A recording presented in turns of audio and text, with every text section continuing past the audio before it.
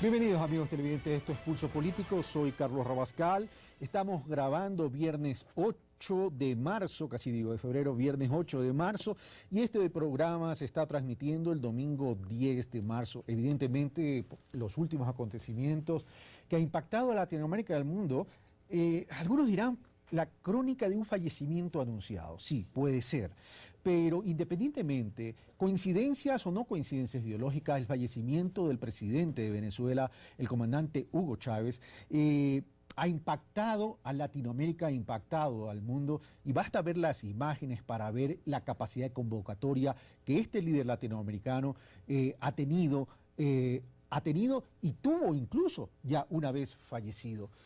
Por este acontecimiento, entonces, hemos visto necesario tratar sobre quién fue el comandante Hugo Chávez, qué representó para Venezuela, qué legado deja para Latinoamérica y cuáles son los retos tanto para Venezuela y tanto para la integración latinoamericana, porque incluso algunos han puesto en tela de duda que ausente el comandante Chávez, la integración podría no consolidarse como se hubiese esperado antes.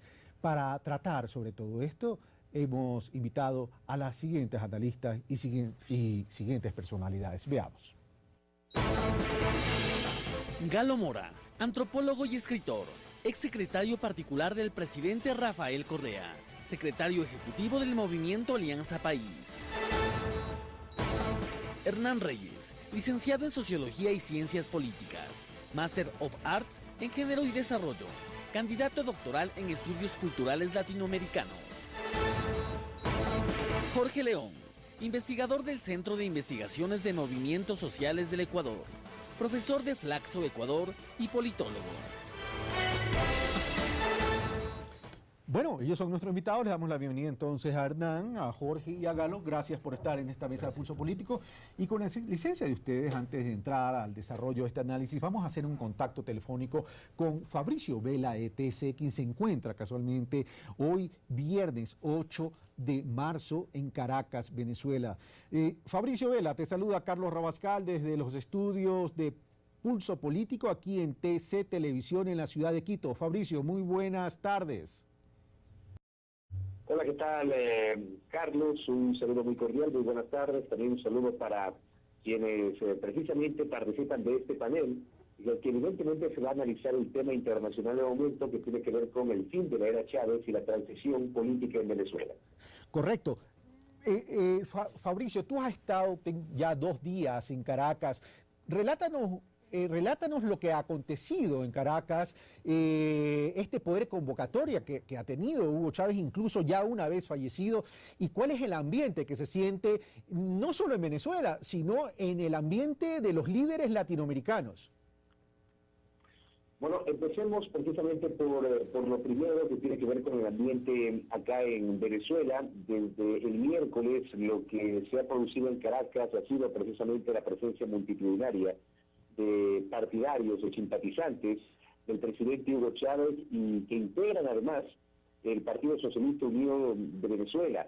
Ellos básicamente se han concentrado durante jornadas completas desde el pasado miércoles, jueves e inclusive este viernes en los alrededores de la Academia Militar de Caracas en procura de, tras una espera realmente larga, tratando de sortear un poquito la inclemencia del clima porque está haciendo mucho calor aquí en Caracas, tenemos una temperatura mucho más caliente inclusive que en Guayaquil, en época invernal, temperaturas con humedad incluida que supera los 35 grados centígrados y por eso algunas brigadas destinadas por parte del gobierno proceden a repartir grandes cantidades de agua embotellada para precisamente procurar calmar las sed de quienes se encuentran esperando entre 7, 8, 9, 10 horas para poder cumplir con su cometido, básicamente llegar hasta la capilla ardiente y obviamente el féretro que guarda los restos del presidente Hugo Chávez, a quien han denominado su comandante, inclusive líder de este proyecto político conocido como la Revolución Bolivariana. Acá, evidentemente, la expectativa también ha estado centrada en la presencia de las delegaciones internacionales, 53 aproximadamente según información oficial de la Cancillería venezolana, de las cuales 32 están lideradas por jefes de Estado y de gobierno, entre ellos el mandatario ecuatoriano Rafael Correa, quien llegó acompañado de una nutrida delegación que estuvo integrada por ministros de Estado, por legisladores y por miembros de las demás funciones del Estado.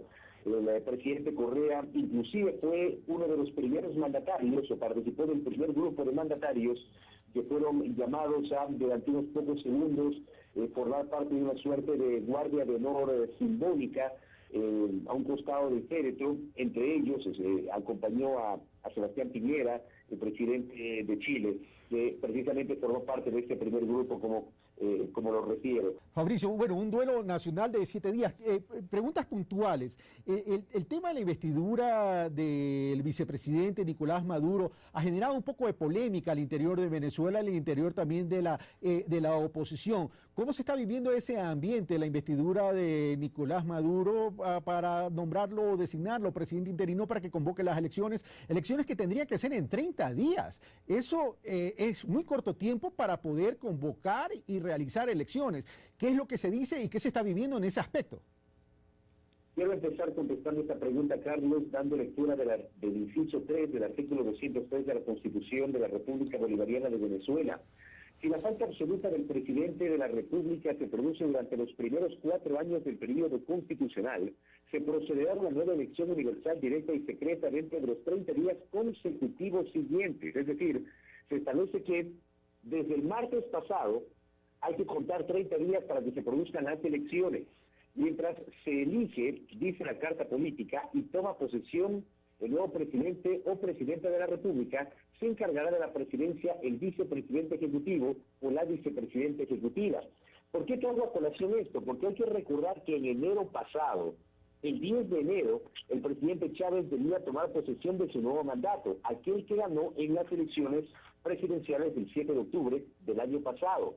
Aquí hay que recordar, hubo una interpretación por parte de la Corte Constitucional de Venezuela respecto de que si Chávez tenía o no la obligación de asistir a esta ceremonia especial del 10 de enero. Estando imposibilitado como estaba, producto del tratamiento del cáncer, la interpretación constitucional dio cuenta de que no era necesaria una nueva juramentación de Chávez porque él ya estaba en funciones y se trataba de un mandatario reelecto, no de un mandatario electo. Esa fue básicamente la interpretación y por eso ahora mismo se asume que Chávez sí estaba en funciones, más allá de que no se posesionó formalmente, fruto de esta interpretación constitucional que estoy refiriendo, el pasado 10 de enero. Por ende, quienes sostienen esta tesis citan el inciso 3 del artículo 233 que acabo de dar lectura para referir que quien debe estar encargado del poder es el vicepresidente de la República, en este caso Nicolás Maduro. Sin embargo, diputados de la Unidad de la Concertación, que es un poquito el grupo de oposición que durante las últimas elecciones auspició la candidatura presidencial del actual gobernador del estado Miranda, Enrique Capriles Radonsky, han anticipado que no asistirán al final de esta jornada a la sesión especial convocada por la Asamblea Nacional para juramentar a Maduro como presidente encargado de la República. Cito una declaración que inclusive aparece en algunos portales web del diputado por el Partido Acción Democrática Ángel Medina, quien ha señalado que esta decisión de las bancadas opositoras se toma porque a su juicio los poderes del Estado siguen produciendo una violación a la Constitución de la República. Ya. Ok, gracias Fabricio. Un informe bastante completo, Fabricio, que nos da la pauta para poder entrar ya en el análisis de lo sucedido. Un abrazo a la distancia, Fabricio, y pronto retorno. Nosotros, bueno, continuamos. Señores, antes de ver el primer reportaje que hemos preparado, quisiera un comentario de cada uno de ustedes sobre lo expresado por Fabricio Vela, quien está desde Caracas, Venezuela, y nos ha informado sobre los últimos acontecimientos. Hernán. Bueno, básicamente dos cosas. La muerte de un primer mandatario es un shock emocional, digamos, para cualquier nación. Recuerdo en el caso de la muerte de Jaime Rodós Aguilera a inicios de los 80, en el caso ecuatoriano, realmente fue un golpe, a pesar de que inclusive todavía no se había consolidado en su gobierno, estaba recién empezando a ejercer el mando prácticamente. Ya me imagino cómo debe haber caído en Venezuela precisamente por toda la imagen, toda la actuación desplegada permanentemente por el presidente Chávez. Respecto al segundo asunto, efectivamente hay yo diría, distintos puntos de vista, una controversia jurídica en el sentido de quién debía haber asumido inclusive el mando, la presidencia, según lo que dicta la Constitución venezolana. esta decisión del Tribunal Supremo de Justicia venezolano no gustó a algunos sectores. Me parece que ahora la posición que escuchamos del enviado especial a Venezuela de parte de los sectores de la oposición, creo que revela efectivamente ya los inicios, los albores de lo que va a ser un proceso electoral bastante corto, extremadamente corto, pero yo me atrevo a decir salpicado por una serie de elementos inusuales.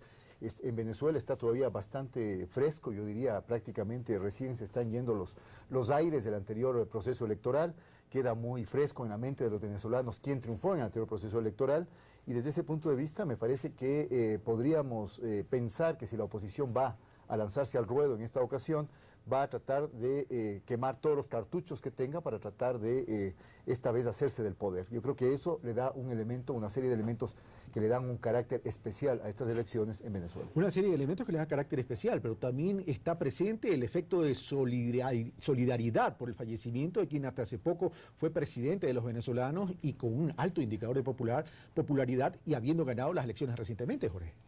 Bueno, para mí yo creo que más o menos las cosas están dadas. Maduro creo que va a ser electo, no solamente por el hecho de que está saliendo recién de una campaña electoral en la cual el Partido Socialista Unificado Venezolano logró con Chávez 10 puntos más que la oposición.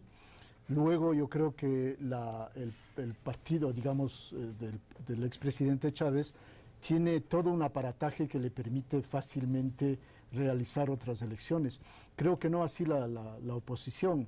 De modo que me parece a mí que además hay la adhesión emocional hacia Chávez que le aventaja enormemente, ¿no? Y con un ingrediente, que el propio Chávez prácticamente pidió el voto por Maduro. O sea, ya Maduro estaba ungido por el propio Chávez. Exactamente. Yo creo, en ese sentido no creo que va a haber grandes sorpresas. Me parece a mí que hay todas las ventajas de que Maduro sea electo. Pero creo que este tránsito, lo que estamos viviendo ahora, no creo que haya sido dejado al azar de una sorpresa de la muerte de Chávez, ¿no? Era previsible, creo que todos esperaban al desenlace que hemos tenido, y más bien me llamaba la atención por qué no se reconoció desde hace tiempos que Chávez no podía seguir a la cabeza del gobierno, ¿no? Habría tenido a lo mejor muchas más posibilidades de ratificarse el triunfo anterior, ¿no? Me pregunto si no fue más bien porque Venezuela, ante la situación económica que se encuentra, que no es muy buena, debía tomar medidas complicadas, poco populares, como por ejemplo ya hubo la devaluación, eventualmente alza de precios, de subvenciones que cubren ciertos productos, incluida la gasolina, eventualmente. Entonces, me pregunto si no era más bien un modo de decir que Chávez era el que tomaba esas medidas, ¿no? Desde luego, Maduro anunció que la devaluación fue un pedido de Chávez. Puede ser que sea eso, pero realmente me sorprendía por qué retardaban y por qué retardaba. La otra eventualidad es que la disputa de facciones dentro del Partido Socialista Unificado Venezolano es tal que exigía todavía cierto tipo de arreglos. Pero en todo caso queda claro que Maduro va a continuar en ese liderazgo del partido. Ahora habría que ver el resultado electoral. Y una cosa interesante, yo coincido contigo, Jorge, en el sentido que creo que Maduro va a ganar las elecciones. Lo que yo quisiera saber es si va a mantener la diferencia que le sacó Chávez a Capriles o a lo mejor más todavía por el efecto de voto pésame o el voto solidaridad. Ahora, Galo More, y te hago esta pregunta a ti por evidentes razones.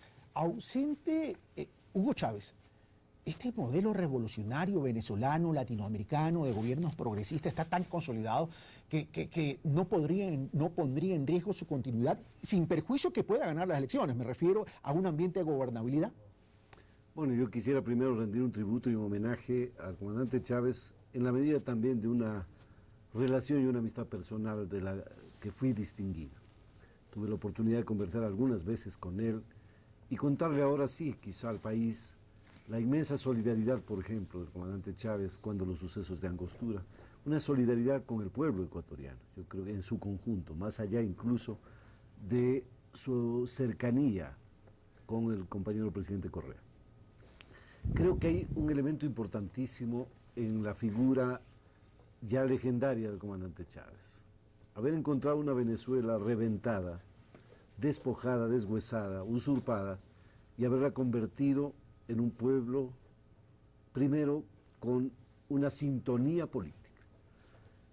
Desde Juan Vicente Gómez, desde la dictadura de los años 20-30 y el tránsito de Pérez Jiménez, había pasado Venezuela entre AD, COPEI, es decir, democracia cristiana y socialdemocracia, repartiéndose el poder en un bipartidismo que finalmente fue perverso para ese pueblo. Que era muy propio latinoamericano. Recordemos que Colombia vivía ese bipartidismo también. Sí, efectivamente.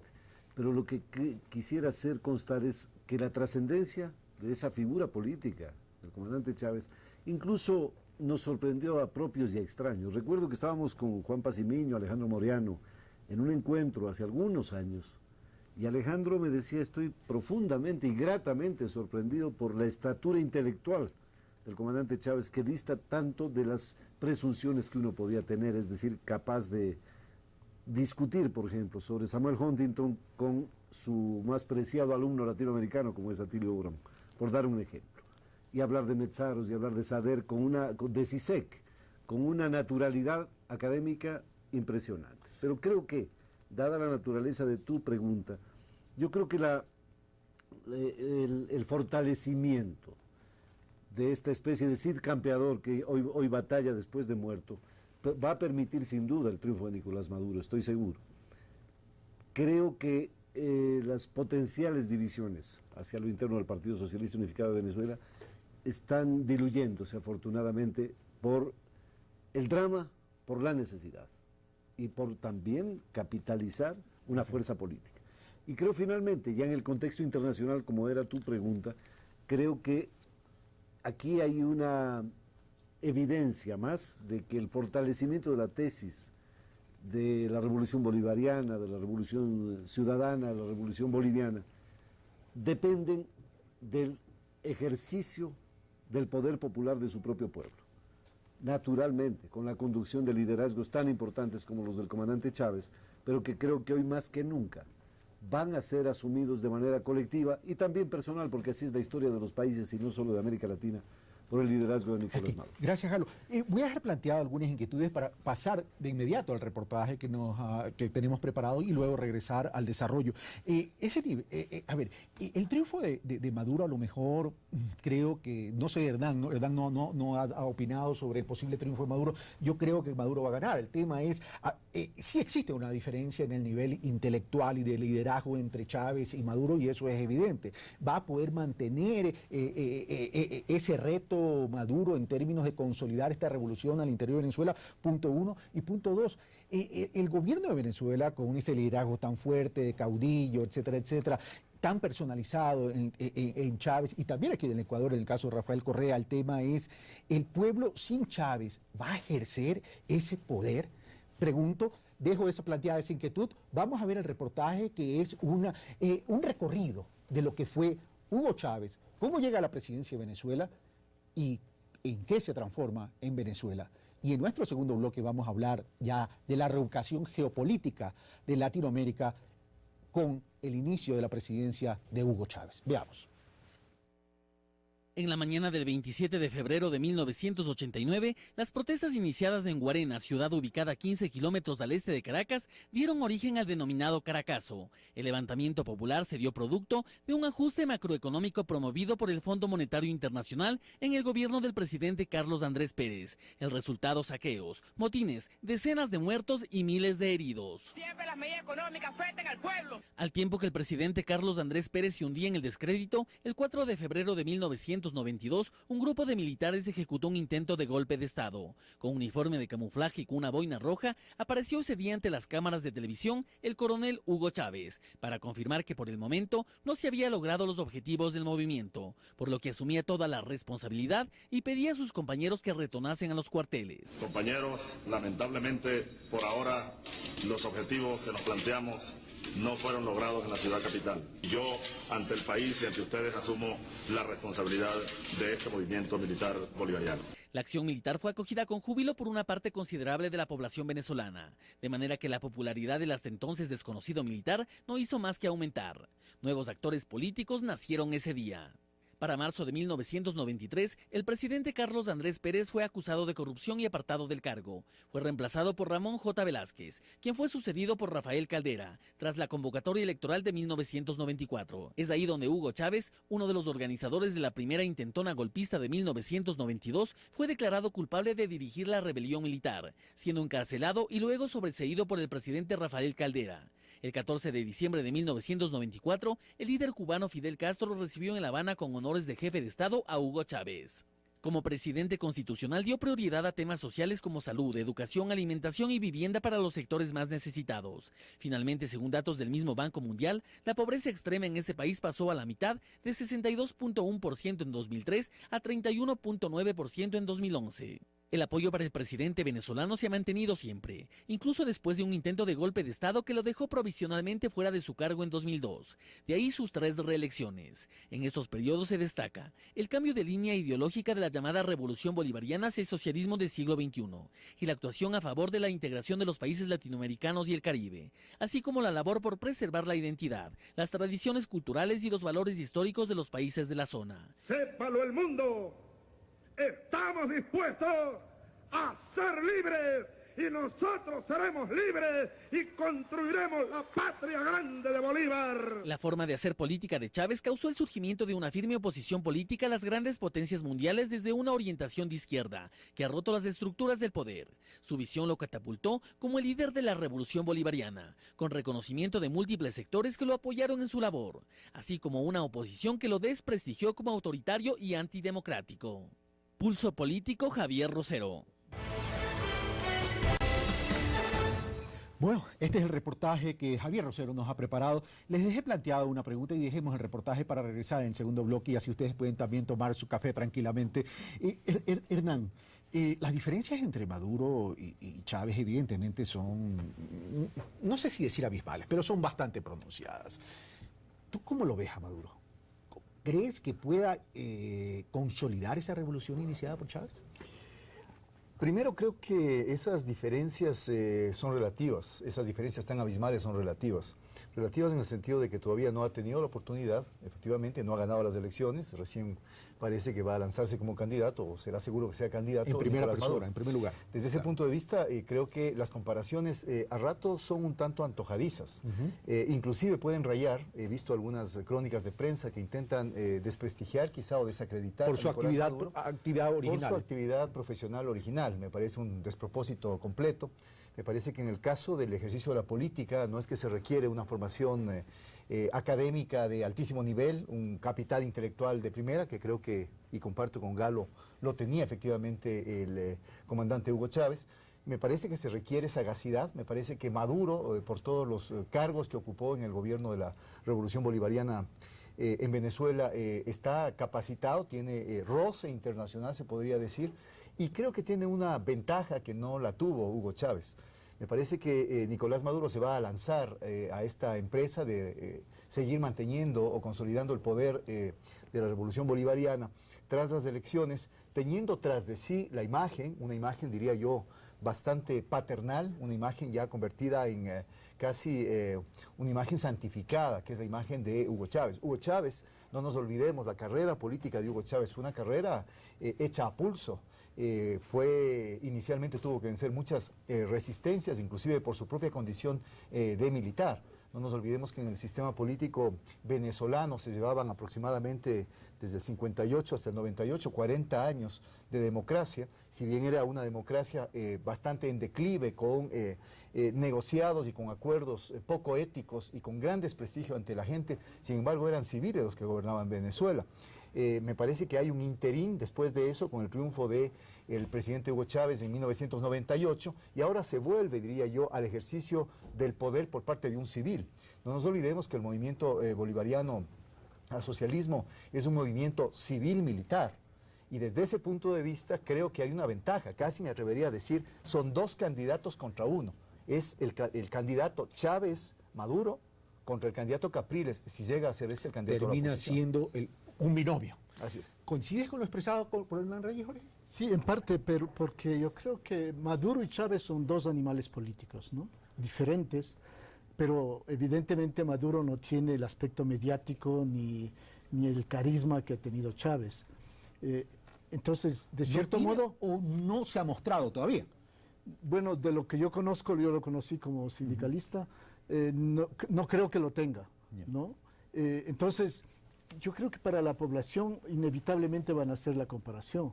Va a ser difícil para Maduro competir con Chávez a ese nivel y tendrá evidentemente que dar otra imagen, yo creo, propia para tallarse su propio espacio.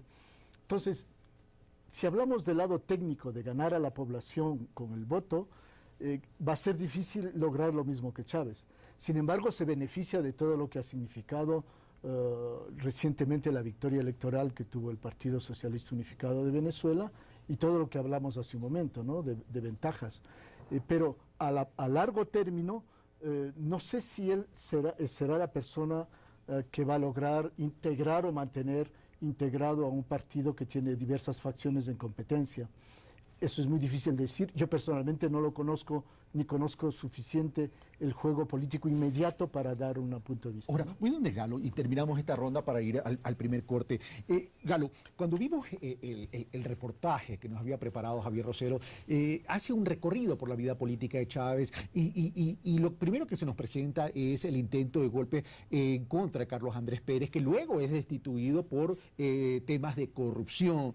Y en ese momento en el reportaje bien menciona que la crisis venezolana se produjo a raíz de las dichosas y famosas cartas de intención del Fondo Monetario Internacional. La llegada de Chávez al poder representa un punto de quiebre en Venezuela y en Latinoamérica, considerando, y voy a citar a la CEPAL, a Alicia Bárcena, a la CEPAL, que el día de hoy dijo, Chávez deja un tremendo legado a América Latina y el Caribe, fundamentado en la integración regional y en la política social. Pero sin perjuicio de aquello, todavía Venezuela no ha resuelto problemas estructurales de la pobreza. Galo Mora. Bueno, primero, solo una mención. Yo no creo que el combate de Maduro sea contra el fantasma del comandante Chávez. No creo, coincido más bien con lo que dice Hernán. Casi un binomio, con un protectorado, un poco como en el 18 Brumario de Marx, cuando decía, cuando los pueblos generan una revolución verdadera, se exhuman desde las banderas hasta los rostros inanimados, que pueden acompañar procesos. Yo creo que esta figura ya mítica y legendaria del comandante Chávez va a ser de un inmenso aporte en la campaña electoral de Nicolás Maduro. Por otro lado, creo que tampoco se deben medir los temas desde el punto de vista burgués de la concepción de estadista. Es decir, porque ha sido chofer en su origen, ya está siendo golpeado, vilipendiado y ultrajado, lo que me parece un despropósito y una falta de incluso condición humana para juzgar la política en momentos como los que se viven. Ya específicamente sobre lo que planteas.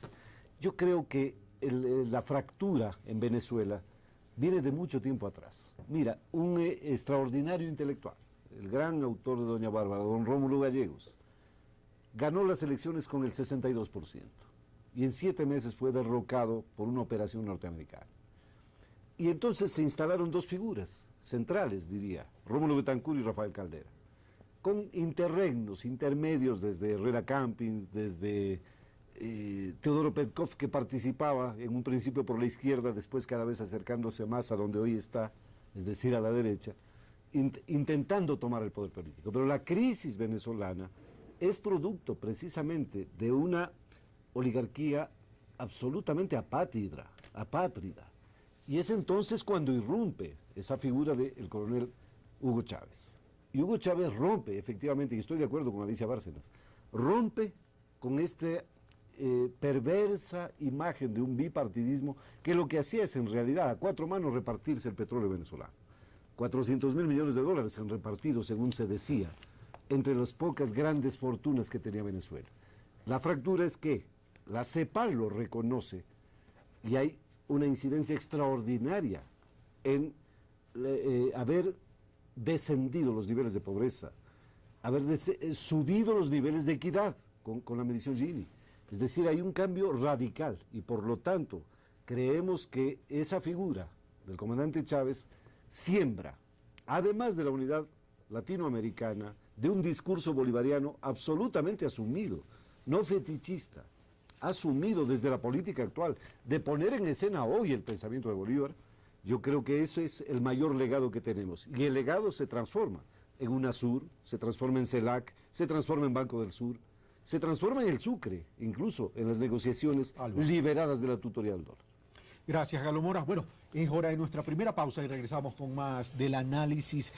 Ya que mencionas tú, Galo, el tema del petróleo, el descenso de los niveles de la pobreza, la subida de los indicadores de inequidad, vamos a volver tratando si Venezuela, con todos esos recursos naturales que tenía, que significa dólares, enfrentó los problemas de la pobreza de forma estructural. Recordemos, soberanía alimentaria y soberanía eléctrica. Y con esos temas regresamos. Venimos de inmediato.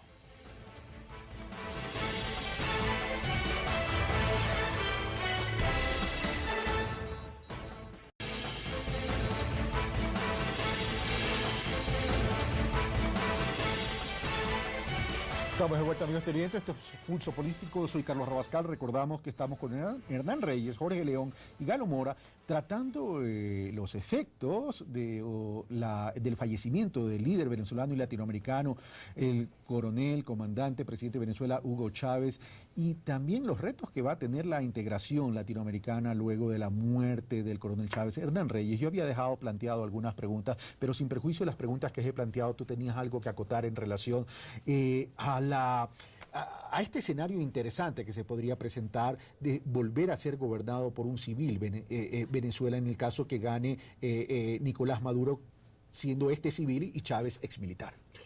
Definitivamente, creo que en el caso de Hugo Chávez representa un nuevo tipo de militar latinoamericano.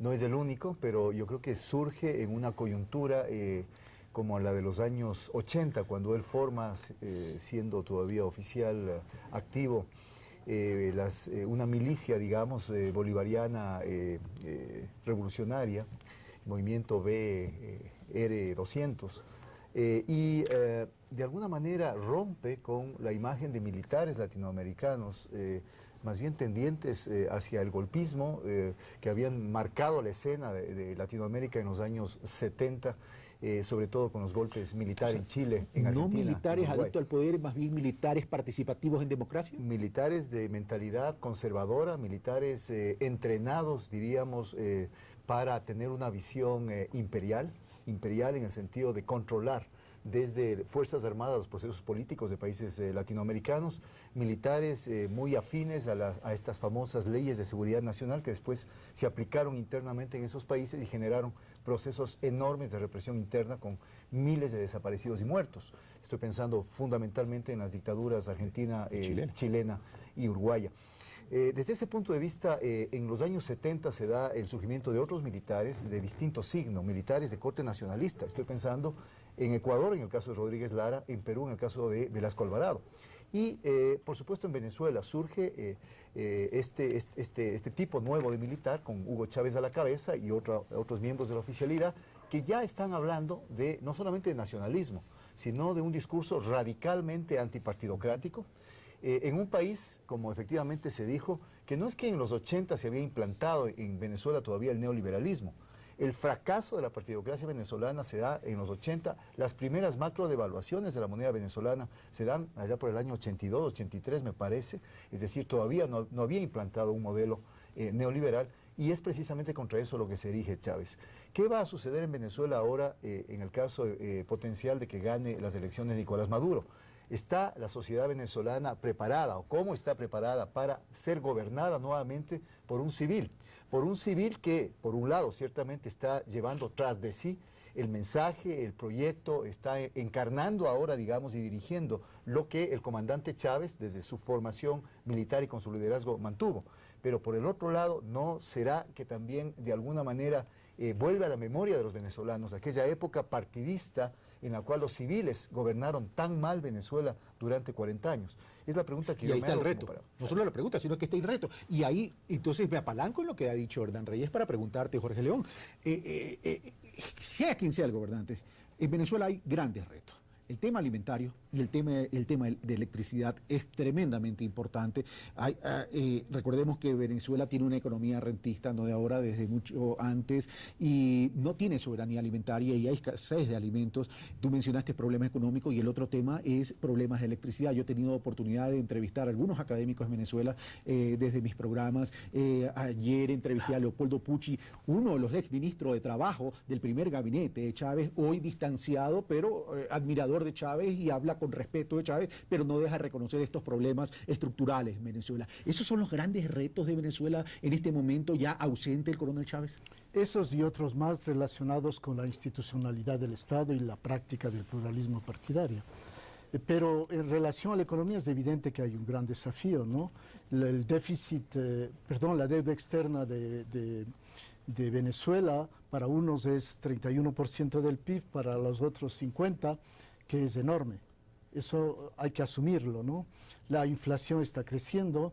Recuerden que hay mercado negro para las divisas, oficialmente 6, en el mercado negro entre 15 y 20, según los casos. Entonces, para una economía eso es un gran desafío, porque más se ahondan esos problemas, la inestabilidad llega y puede eso ser un colapso económico, evidentemente. Pero yo diría que la popularidad de Chávez, más bien dicho, Chávez logró encontrar un espacio en América Latina y en Venezuela, evidentemente, en un momento en que estaba declinando la legitimidad de las políticas neoliberales. Eso es lo que le dio un gran peso a Chávez, y él se legitima con las políticas sociales. Evidentemente el neoliberalismo implicó un corte de las responsabilidades que debe tener cualquier Estado hacia su población en relación a aspectos de pobreza y de desigualdad social. Entonces la popularidad de Chávez, tanto en Venezuela como en América Latina, creció por ese aspecto. Y luego vino la lógica de la integración, un nacionalismo que afirmaba la importancia de la autonomía de las decisiones del Estado, de los estados latinoamericanos, y luego la promoción de la integración. Pero yo diría que eso fue positivo. Sin embargo, las políticas sociales de Chávez, igual que el manejo de la economía, en la idea de que debería haber una alternativa de izquierda, que es el punto que deberíamos considerar, han fallado. Más precisamente hay un problema más de fondo que de Chávez, es el sistema venezolano rentista, ¿no? Les quiero recordar que Carlos Andrés Pérez vivió el mismo problema, ¿no? Inversión fuerte para resolver los problemas de pobreza y de desigualdad social, hizo bajar los índices de pobreza, subieron los de desigualdad social, pero a un costo absolutamente rentista y no creando un nuevo sistema. El proyecto original de Chávez era de crear un nuevo sistema. No hemos llegado a eso. Y más aún, yo diría que hay un problema sustantivo con el hecho de que ahora Venezuela, no solo que tiene una deuda fuerte, sino que pensemos lo que significó tener, más o menos se calcula para el periodo de Chávez, 800.000 millones de dólares. Y no haber resuelto o haber creado un nuevo sistema alternativo y haberse centrado en la distribución, ¿no es cierto?, de esa riqueza a través de ciertas políticas sociales que no son durables a largo plazo, es no haber creado un nuevo sistema. Y voy donde Galo Mora. No haber creado este nuevo sistema significa un reto para el nuevo presidente de Venezuela. En este caso, la mesa cree que podría ser Maduro. El tema es qué tan sostenible es este modelo venezolano. Y aquí permíteme, Galo, hacer una diferenciación entre el modelo venezolano y el modelo ecuatoriano. Mientras acá en el Ecuador, Rafael Correa y el gobierno de Alianza País están estableciendo una hoja de ruta estructural, de cambio de matriz productiva, cambio de la matriz energética, soberanía alimentaria, que se puede estar o no de acuerdo con el estilo político, con determinada par de cosas. Por lo menos hay una ruta que dice, bueno, estaríamos resolviendo el tema de forma estructural. No así en el caso de Venezuela. En el caso de Venezuela, si bien se aplicaron políticas sociales, no hubo un cambio en la estructura de la nación venezolana. Por tanto, ahí viene la inquietud y el gran signo de interrogación. ¿Qué tan sostenible es esto en Venezuela? Bueno, quisiera solamente acotar algo que decía Hernán. Creo que el comandante Chávez es el resultado, no es el único, el resultado de ese resurgir del pensamiento nacionalista y revolucionario en las Fuerzas Armadas de América Latina, que estuvieron cruzadas precisamente por lo que Hernán decía, por los golpes fascistas del Cono Sur. Recuérdese que el fundador del Frente Amplio del Uruguay fue el general Líber Seregni, también de la misma tendencia, podríamos decir en términos históricos, del comandante Chávez o del coronel Francisco Camaño Dañó en la guerra de usurpación territorial de la República Dominicana. El Ecuador también tiene los casos de la Juliana y la Gloriosa, dos militares nacionalistas. Pero yendo al punto, yo creo que aquí hay evidentes diferencias en los conceptos de por dónde camina un proceso revolucionario, porque afortunadamente no hay capacidad de exportación de ninguna idea. Cuando en los años 60 se hablaba de la exportación de la Revolución Cubana, era un fetiche para tratar de golpear a quienes podían tener la ilusión, el encanto de reproducir la magnitud de una revolución de esa naturaleza. Pero está probado históricamente que no hay condiciones en ningún lugar del universo, ni siquiera con las cercanías europeas, de reproducir modelos. Por lo tanto, no se puede pensar en establecer líneas paralelas entre los procesos ecuatoriano, argentino, boliviano o venezolano.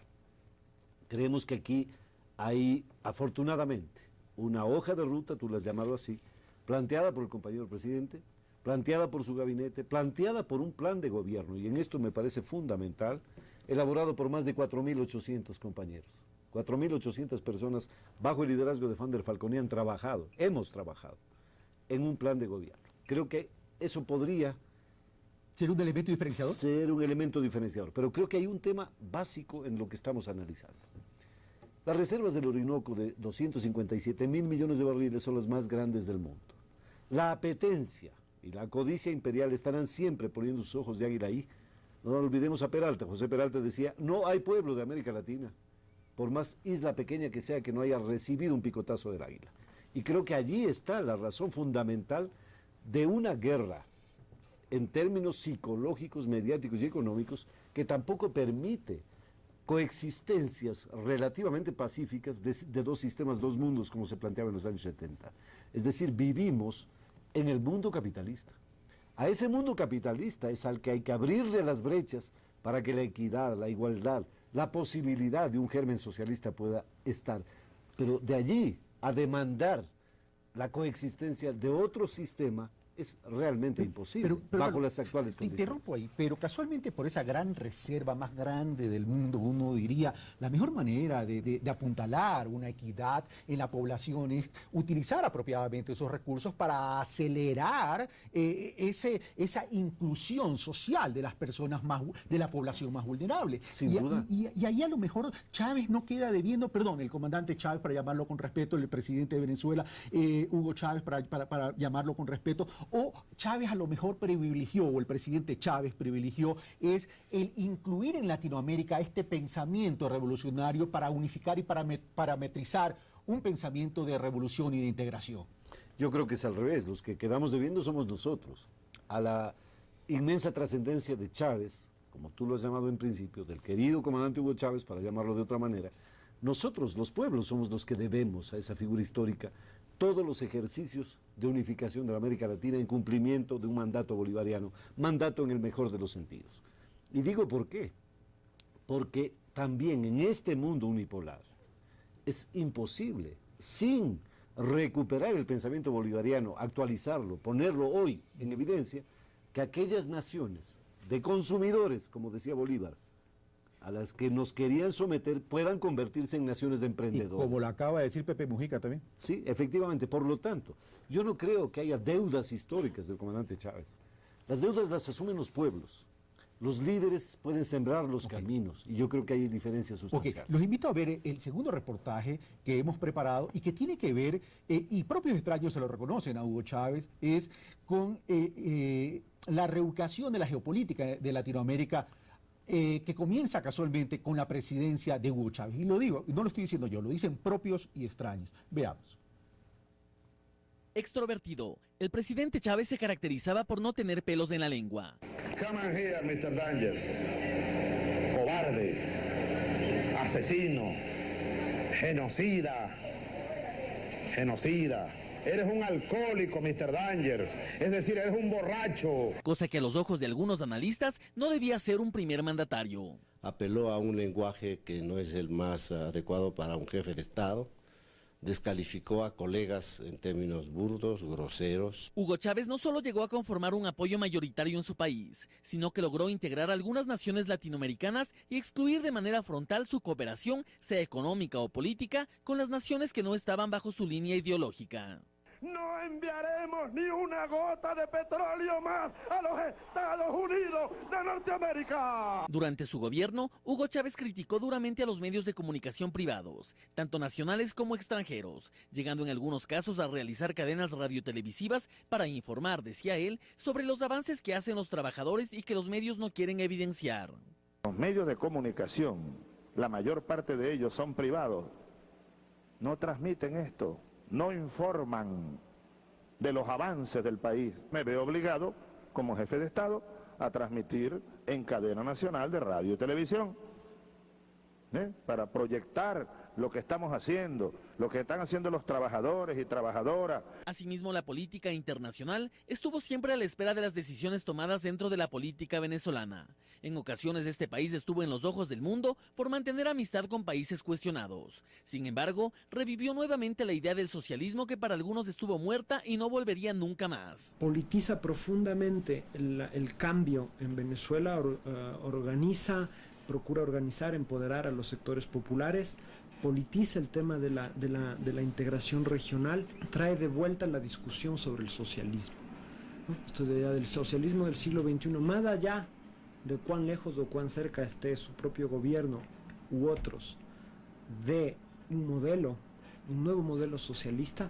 se vuelve a traer la palabra revolución y la palabra socialismo al debate político. Sin duda, la revolución iniciada en Venezuela sembró y dio frutos en América Latina. Como consecuencia, se expandió a millones de personas alrededor del mundo. Instituciones como UNASUR, CELAC, ALBA, dieron mayor posicionamiento a esta revolución bolivariana que ahora busca resolver sus problemas y proyectos económicos, políticos y sociales con una participación conjunta y sin la influencia alienante de las grandes potencias. El presidente Chávez ha sido un líder fuerte, dinámico, que ha llegado a marcar una época en la historia de Venezuela y a influir de manera importante en la historia latinoamericana. El modelo socialista que ahora América Latina sigue, denominado socialismo del siglo XXI, guarda en su base la filosofía marxista. Sin embargo, su desarrollo se basa en ejes diversos como la economía de equivalencias, la democracia participativa y protagónica y las organizaciones de base, muy diferente a la línea castrista. Como progresistas, pero con diversas formas de entender el cambio político, más estatales, más sociales, o en una mezcla de los dos, una tarea inconclusa forjada en el pensamiento de Bolívar, de Martí y de otros intelectuales, pensadores políticos muy activos de esta parte sur del hemisferio. Muchas son las reflexiones que se hacen ahora respecto del futuro de la región, que según afirman algunas voces, podría perder dinamismo sin el líder revolucionario venezolano, o quizá podría resurgir con más fuerza la corriente del socialismo del siglo XXI que mantienen muchos países de la región. Los países en los que surgen líderes fuertes, que debilitan a las instituciones, terminan por entrar en una crisis que se resuelve difícilmente. Si es que el PSUV vuelve a imponerse, yo diría que seguramente habrá reacomodos internos de las diversas fracciones y fuerzas que componen el chavismo. Cabría esperar que no hayan grandes variaciones en el corto plazo. Sin duda, los criterios son diversos en torno al reciente fallecimiento de Hugo Chávez, sobre todo acerca del presente y futuro de Venezuela y de la región latinoamericana en general. Analistas y expertos dan sus opiniones, sin embargo, la importancia de la participación ciudadana en este país vecino será la que define el camino a seguir, frente al contexto y la necesidad de que las estructuras se transformen en un entorno en el que la región está en procesos profundos de cambios inevitables. Pulso Político, Javier Rosero. Gracias, Javier Rosero. Bueno, comienzo por Hernán. La llegada de Chávez al poder origina la consolidación de algunos gobiernos progresistas en Latinoamérica, pero sin embargo de aquello, y a pesar del gran liderazgo de Hugo Chávez y de Latinoamérica ya con estos gobiernos progresistas, no se ha podido acelerar esta integración regional. Por ejemplo, tenemos un tema de la nueva arquitectura financiera que no se ha hecho realidad.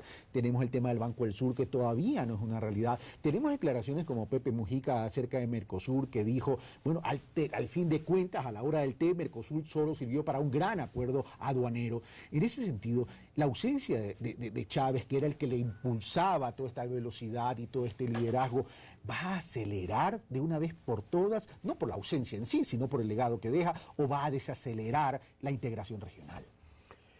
Dos cosas. Primero, que querría referirme a algo que se menciona frecuentemente respecto al peso y al estilo que impartió en su accionar político Hugo Chávez. Sobre todo el estilo. Sobre todo el estilo. Creo que hay todavía la persistencia de viejas ideas, yo diría mitos o ideas anacrónicas, sobre lo que debe ser un estadista y lo que debe ser un líder político, un presidente. Me parece que eso de que hay que refutar todo tipo de populismo, caudillismo, personalismo, que hay que guardar las buenas formas en las relaciones, que las instituciones son algo absolutamente ajeno a las personas, a los presidentes. Yo creo que son ideas más bien bastante añejas ya.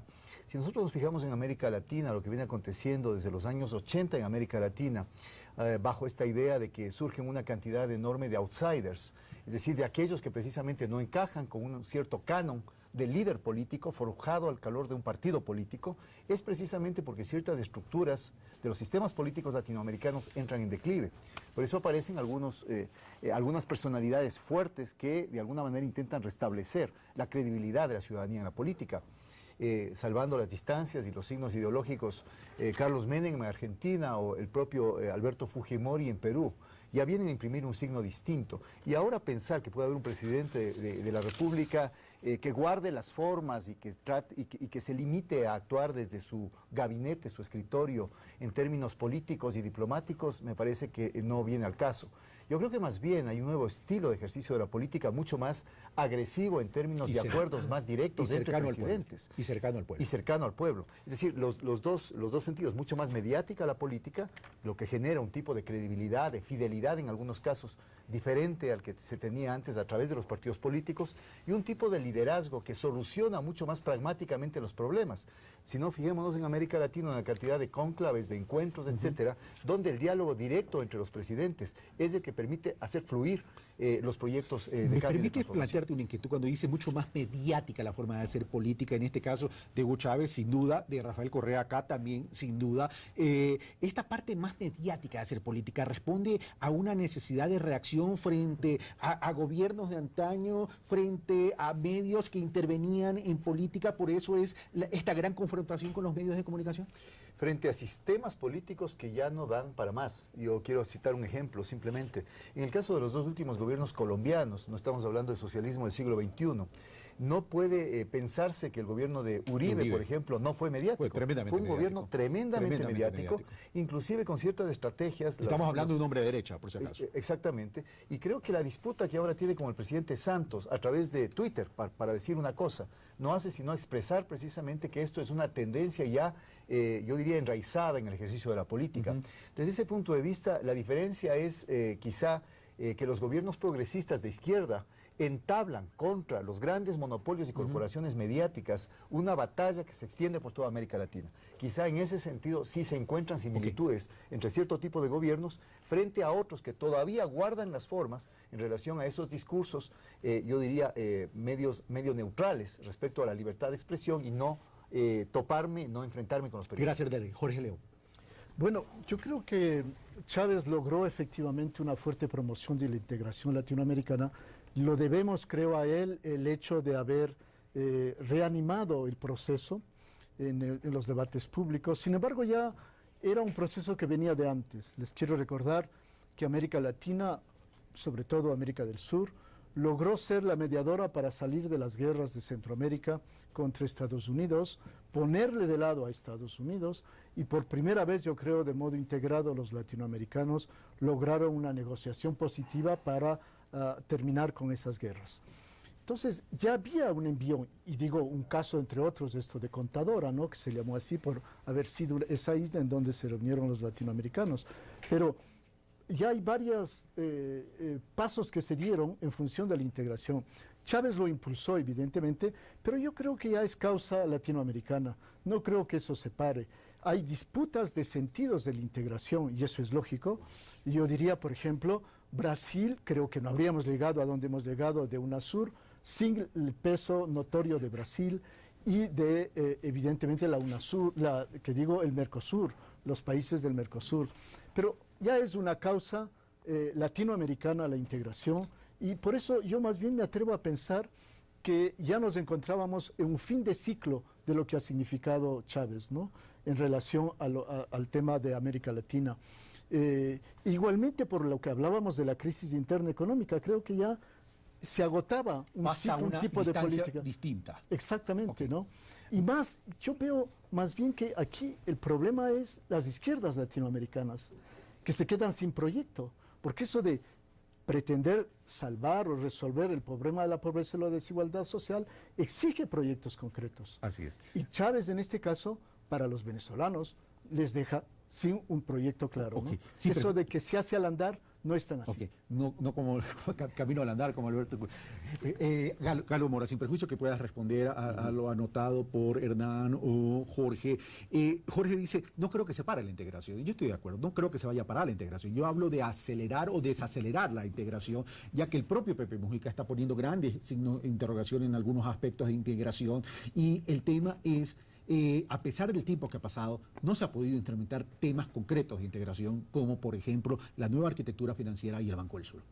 Sí, pero hay que reconocer entonces que no estaríamos hablando, sin el legado del comandante, sin la obra del comandante Chávez, no estaríamos ni siquiera conversando probablemente de la nueva arquitectura financiera, no estaríamos hablando del Sucre, no estaríamos hablando del ALBA, y no hay que olvidarse el significado histórico, económico y político que tiene el ALBA frente al ALCA. Cuando dijo el comandante Chávez, al carajo, el famoso ALCA, creo que aquí se puntualizó la defensa patrimonial de nuestros pueblos, sus potenciales riquezas. Es decir, aquí estamos hablando de un término absolutamente distinto de lo que podría haber sido América Latina sin la presencia del comandante Chávez.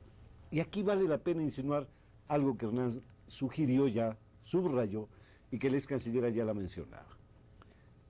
Rafael Correa Delgado, Hugo Chávez Frías, Evo Morales, Cristina Fernández, no vienen a dar aquí manuales de etiqueta a nadie. No se trata de eso. Se trata de transformar una realidad oprobiosa.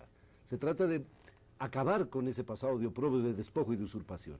Por lo tanto, no nos pueden venir a estas alturas a decir que las formas, porque tampoco es el manual de Carreño el que transforma las sociedades, pues.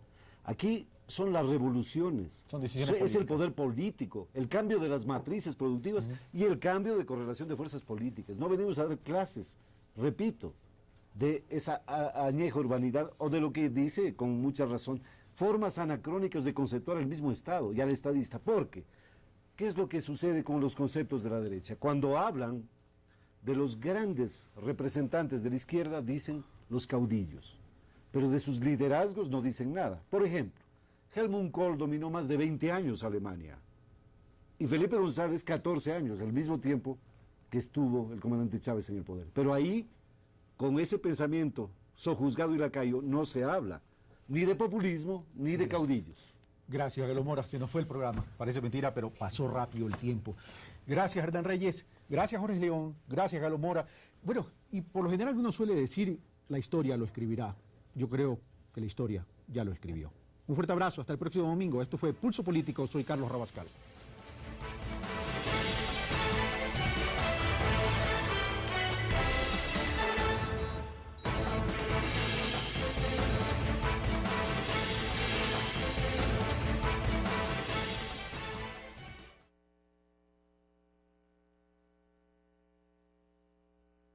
Para quienes precisamente participan de este panel, que evidentemente se va a analizar el tema internacional de momento que tiene que ver con el fin de la era Chávez y la transición política en Venezuela. Correcto. Fabricio, tú has estado ya 2 días en Caracas. Relátanos lo que ha acontecido en Caracas, este poder convocatoria que ha tenido Hugo Chávez, incluso ya una vez fallecido, y cuál es el ambiente que se siente no solo en Venezuela, sino en el ambiente de los líderes latinoamericanos. Bueno, empecemos precisamente por lo primero que tiene que ver con el ambiente acá en Venezuela. Desde el miércoles lo que se ha producido en Caracas ha sido precisamente la presencia multitudinaria de partidarios o simpatizantes del presidente Hugo Chávez y que integran además el Partido Socialista Unido de Venezuela. Ellos básicamente se han concentrado durante jornadas completas desde el pasado miércoles, jueves e inclusive este viernes en los alrededores de la Academia Militar de Caracas en procura de, tras una espera realmente larga, tratando de sortear un poquito la inclemencia del clima, porque está haciendo mucho calor aquí en Caracas, tenemos una temperatura mucho más caliente inclusive que Guayaquil, en época invernal, temperaturas con humedad incluida que supera los 35 grados centígrados, y por eso algunas brigadas destinadas por parte del interior también de la oposición. ¿Cómo se está viviendo ese ambiente, la investidura de Nicolás Maduro para nombrarlo o designarlo presidente interino para que convoque las elecciones que tendrían que ser en 30 días? Eso es muy corto tiempo para poder convocar y realizar elecciones. ¿Qué es lo que se dice y qué se está viviendo en ese aspecto?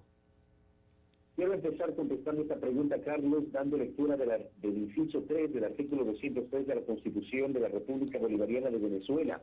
Si la falta absoluta del presidente de la República se produce durante los primeros 4 años del periodo constitucional, se procederá a una nueva elección universal, directa y secreta dentro de los 30 días consecutivos siguientes. Es decir, se establece que desde el martes pasado hay que contar 30 días para que se produzcan las elecciones. Mientras se elige, dice la Carta Política, y toma posesión el nuevo presidente o presidenta de la República, se encargará de la presidencia el vicepresidente ejecutivo o la vicepresidenta ejecutiva. ¿Por qué traigo a colación esto? Porque hay que recordar que en enero pasado, el 10 de enero, el presidente Chávez debía tomar posesión de su nuevo mandato, aquel que ganó en las elecciones presidenciales del 7 de octubre del año pasado. Aquí hay que recordar, hubo una interpretación por parte de la Corte Constitucional de Venezuela respecto de que si Chávez tenía o no la obligación de asistir a esta ceremonia especial del 10 de enero. El gobierno procede a repartir grandes cantidades de agua embotellada para precisamente procurar calmar la sed de quienes se encuentran esperando entre 7, 8, 9, 10 horas para poder cumplir con su cometido, básicamente llegar hasta la capilla ardiente y obviamente el féretro que guarda los restos del presidente Hugo Chávez, a quien han denominado su comandante, inclusive líder de este proyecto político conocido como la Revolución Bolivariana. Acá, evidentemente, la expectativa tenía estado centrada en la presencia de las delegaciones internacionales, 53 aproximadamente, según información oficial de la Cancillería venezolana, de las cuales 32 están lideradas por jefes de Estado y de gobierno, entre ellos el mandatario ecuatoriano Rafael Correa, quien llegó acompañado de una nutrida delegación que estuvo integrada por ministros de Estado, por legisladores y por miembros de las demás funciones del Estado.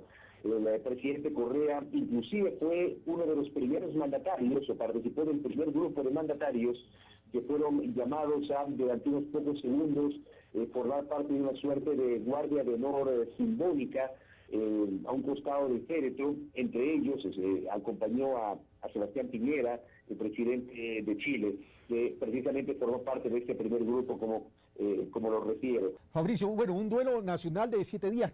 Preguntas puntuales. El tema de la investidura del vicepresidente Nicolás Maduro ha generado un poco de polémica al interior de Venezuela.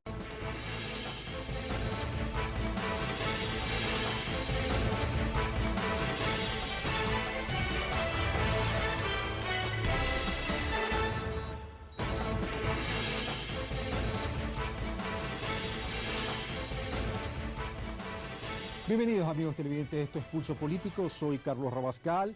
Estamos grabando viernes 8 de marzo, casi digo de febrero, viernes 8 de marzo, y este programa se está transmitiendo el domingo 10 de marzo. Evidentemente, los últimos acontecimientos que ha impactado a Latinoamérica y al mundo, algunos dirán la crónica de un fallecimiento anunciado. Sí, puede ser.